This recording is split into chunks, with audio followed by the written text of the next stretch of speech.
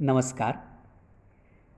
साहित्यिक सुभाष कवडे लिखित जांभळ माया या आत्मकथनात्मक पुस्तकाचे क्रमशः वाचन आपण ऐकत आहात. भाग 9. लेख माळवदी माणूसपण.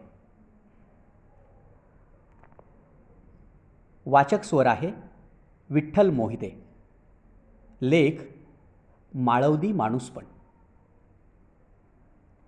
माणदेशी माती उरी जपू नाती, माणदेशी माती उरी जपू नाती असं अभिमानानं म्हटलं जातं.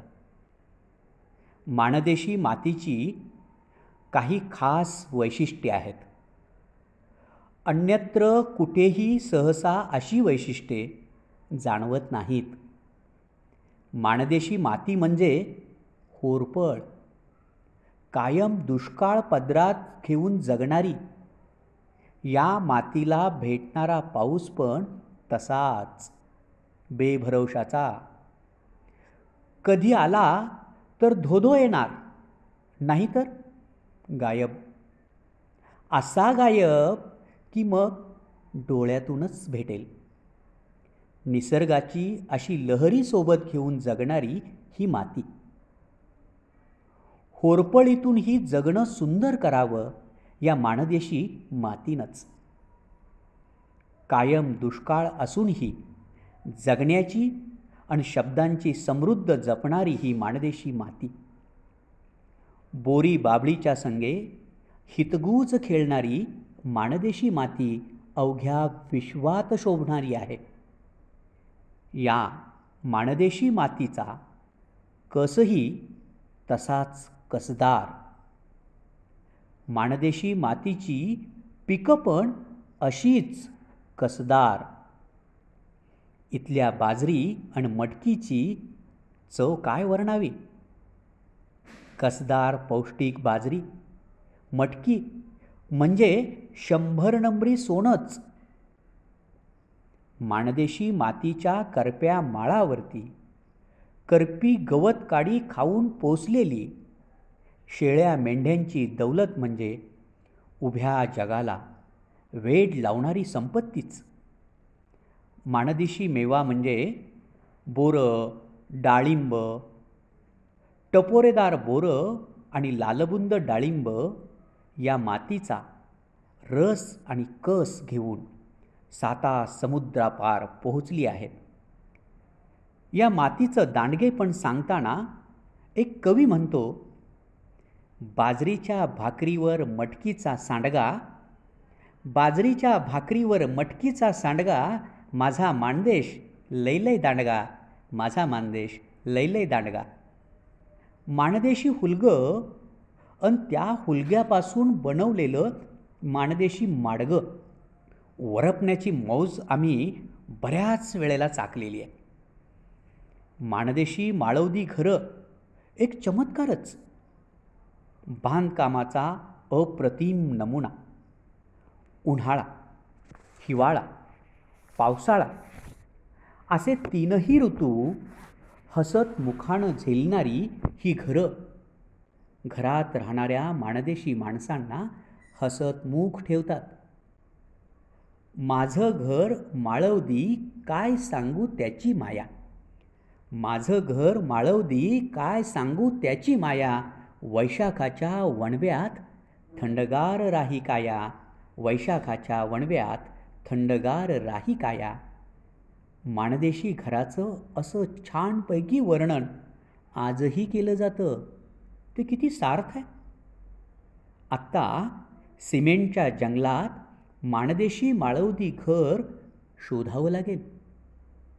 काही इलाज नाही आहे. नवे बदल स्वीकारावेच लागतात. मराठी भाषेला ललामभूत ठरावेत असे प्रतिभावंत सारस्वत या मातीनं देऊन ही होरपळणारी माती आपण शब्दांनी, साहित्यानं समृद्ध आहे हे अभिमानानं सांगते आहे. अनेक लोककला आणि लोकपरंपरा या मातीनं आजही जपून ठेवल्या आहेत. गदिमा, व्यंकटेश तात्या, शंकरराव खरात ही साहित्यातील ब्रह्मा, विष्णू, महेशाच्या रूपातली दैवत याच मातीनं मराठीला दिली. अनेक लोककलावंत दिले. लावणी, तमाशा, कुस्ती, शाहिरी अशा अनेक कला मैदानावर मुसाफिरी करणारे कलावंत दिले. शब्दांचं बळ मोठं असतं. माणदेशी मातीनं हे तंतोतंत खरं ठरवलं आहे. ढोरासंग ढोर होऊन काताळ फोडून हिरवाई फुलवणारा इथला शेतकरी अन त्याचं हसत मुखानं जगणं म्हणजे आनंदी जीवनाचा एक वस्तुपाठच. या आनंद वाटेवर चालताना पाय पोळतात, पण हे पोळणं अजिबात जाणवत नाही. बदलत्या काळाबरोबर काही जुने हरवते आहे, तर काही नवं गवसत आहे. डिजिटलच्या आवाजात गजीढोलाचा आवाज क्षीण आहे, तर मोबाईल इंटरनेटच्या जमान्यात मातीचं वेगळेपण हरवत आहे. नवी पिकं, झाडं डोलतायत, तर गोदणीसारखी फक्त माणदेशी मातीत रुजणारी आणि फुलणारी झाडं आता शोधूनही सापडत नाहीत. लाल चुटूक गोड फळं देणारी गोदण आता काळाच्या पडद्याआड गेली. माणदेशी वाड्यातले आड आता कुठं गडप झालेत. कसे बांधावे? भक्कम बांधकामाचे हे दगडी आड आता अंगणात कुठं दिसत नाहीत. सगळे मुजले की मुजवले. माणदेशी करंज वृक्ष म्हणजे गर्द हिरव्या रंगाची एक मैफलच. रंग हिरवा ऋतू बरवा, रंग हिरवा ऋतू बरवा या हिरवेपणाच्या किती छटा असतात ते करंज वृक्षानं सांगावं. करंजाची छाया म्हणजे माऊलीची माया. या करंज छाया, ही करंज छाया आता कुठं सापडत नाही. माणदेशी खिल्लार जनावरं म्हणजे माणदेशी वैभवच. माळावर धावणारा हा देखणा खिल्लार खोंड दृष्ट लागावी असा देखणा, अगदी छापातून काढल्यासारखा आखीव रेखीव, हलगीच्या नादावर वशिंड हलवत चालणारा हा खोंड आता बाजारात फिरत नाही की तोंडचा घास चारणारा हा खोंड फिरवीत नाही. माणदेशी मातीत उगवणारी अशीच एक वनस्पती म्हणजे तरवाड. माळाला रस्त्याच्या कडेला ही तरवाडाची झाडं उगवतात. पाणी असो वा नसो गर्द फुलतात. भन्नाट वाऱ्याबरोबर डोलत खेळतात. पिवळी चुटूक इवली इवली फुलं अंगावर पांघरतात. येणाऱ्या जाणाऱ्या भोळ्या भाबड्या माणसांना साधवितात, एक आनंद देतात. ही तरवडाची झाडं फक्त माणदेशी मातीतूनच जन्मतात. ही पिवळी फुलं माळालाच हसतात. हे सर्वत्र कुसळाचं साम्राज्य आणि मध्ये मध्ये हे तरवडाचे शिपाई. माळाची कुसळंसुद्धा माणदेशी मातीचं वैशिष्ट्यच. आता कुसळं मात्र बरीच तग धरून आहेत. तरवाड पण कुठं दिसून येतो, पण या कुसळातून फिरणारी खिल्लारी खुंड दुर्मिळ होत आहेत. शेळ्या मेंढ्यांचे कळप कुठे कुठे दिसतायत, पण बेंद्राला ते धावतायत की नाही कुणास ठाऊक.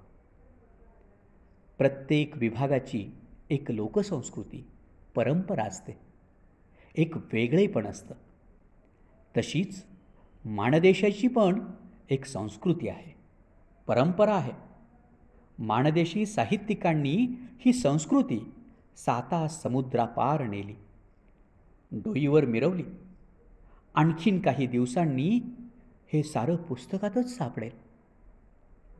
बनगरवाडी आणि त्या वाडीतली माणदेशी माणसं शोधावी लागतील.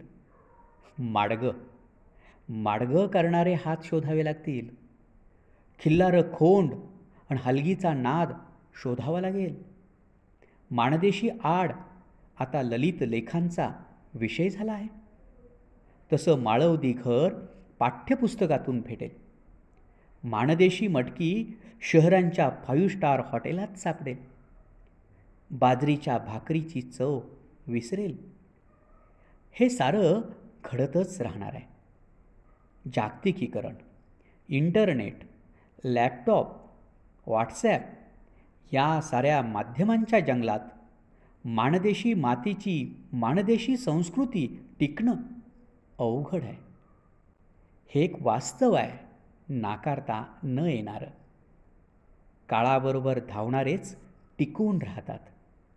येणारे बदल स्वीकारावेच लागतात.